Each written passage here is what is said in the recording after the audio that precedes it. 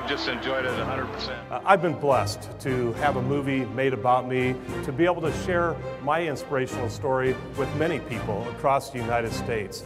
As a little kid, I just had this love and this passion for baseball. I had my path set. I knew exactly what I was going to do for the rest of my life. I was going to be a professional baseball player. I was a little kid with a love of baseball who was at the right place at the right times, many times, and how that landed me in Hollywood was amazing.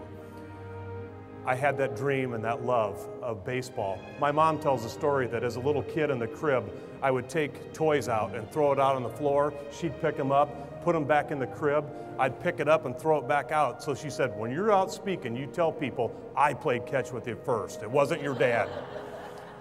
But it was my dad who was that first mentor.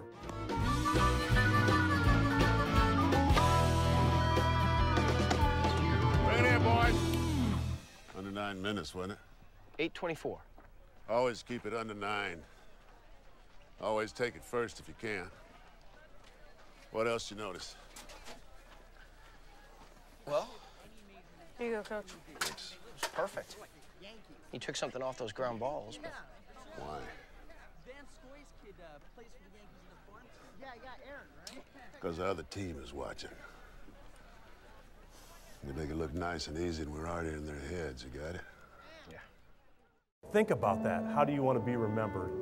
That's how I will always remember my dad, doing things for the family. As that kid with that love of baseball, that path was set.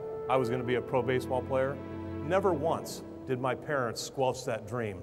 Never once did they say, Kent, you can't be a professional baseball player. What they did do is they said, I needed to have an alternative plan though. That alternative plan has kicked in so many times in my life.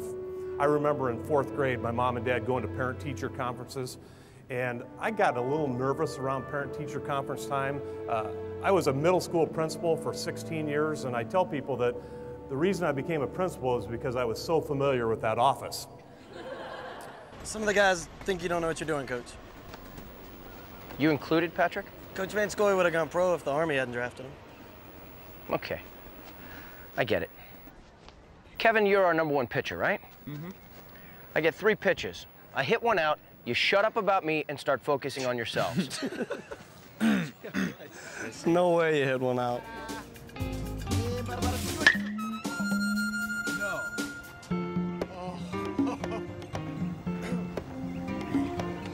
Lose the volleyballs. I sat in my office with tears rolling down my cheeks, thinking I almost missed that opportunity to make an impact on someone's life. You never know when you will have an impact on someone's life. We're playing for everyone who knows that Norway is a great place to come home to. And no matter what happens today, this time next year, the jerseys you're wearing will be polishing chrome in Madison High School. So ask yourself one question. How do you want to be remembered? I've been blessed with so many opportunities having this movie made about my life, and I think how cool that statement is of how do you want to be remembered. Sean Astin, in that final scene before that final game, is in the locker room, and he talks to the team, and he says to the team that night, he said, today you're playing for everyone who has ever worn a Norway jersey, and they're with you today. So ask yourself one question: how do you want to be remembered? I challenge each and every one of you to think about on a daily basis, every person you meet, every interaction you have, to think about how do you want to be remembered.